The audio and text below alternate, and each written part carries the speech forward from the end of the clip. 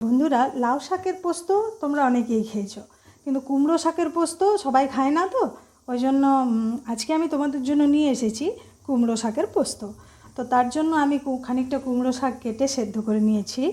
এখানে নিয়েছি মাঝারি সাইজের দুটো আলু, যেগুলো কুচি করে রেখেছি, আর এই যে পোস্ত ভিজিয়ে রেখেছি। এরপর আমি এই যে কড়াইতে তেল গরম করতে দিয়েছি, এরপর দিয়ে দেবো একটু পাঁচফোড়ন। এই যে দিলাম পাঁচফোড়ন আর একটা শুকনো লঙ্কা। এরপর আমি দিয়ে দেব কেটে রাখা আলুগুলো।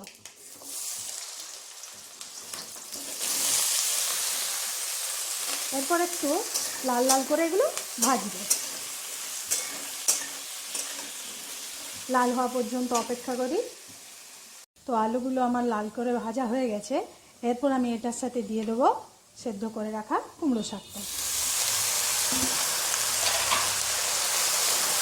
তারপর একটু ভালোভাবে মিশিয়ে নেব এটা।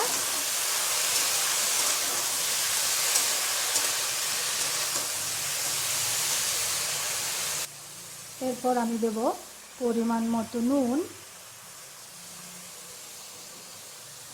ও একটু চিনি,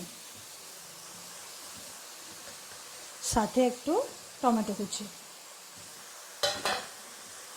তারপর আবার এটাকে ভালো করে মিশিয়ে নেব। শাকটা যেহেতু সেদ্ধই আছে, তাই খুব বেশি জলের প্রয়োজন হবে না।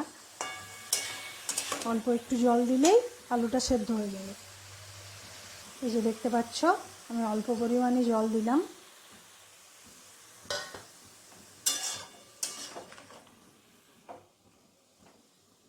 এরপর আমি এটাকে ঢাকা দিয়ে দেবো, আলুটা সিদ্ধ হওয়া পর্যন্ত অপেক্ষা করব।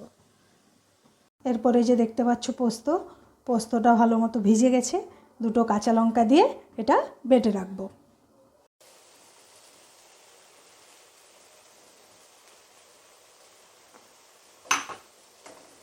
দেখো, গ্যাসটা এখন আমি হালকা কমিয়ে রেখেছি।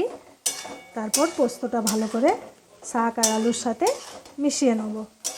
গ্যাসটা কমিয়ে না রাখলে পোস্তটা একটু ছিটা ছিটা মতো হয়ে যায়। তো শাক আর আলুর সাথে আমি পোস্তটা খুব ভালো করে মিশিয়ে নিয়েছি। একটু বাড়তি জল দেখতে পাচ্ছিলাম, সেটাকে আমি হাই ফ্লেমে শুকিয়ে নিলাম। এই যে দেখো, শাক পোস্তর পুরো টেক্সচার চলে এসেছে।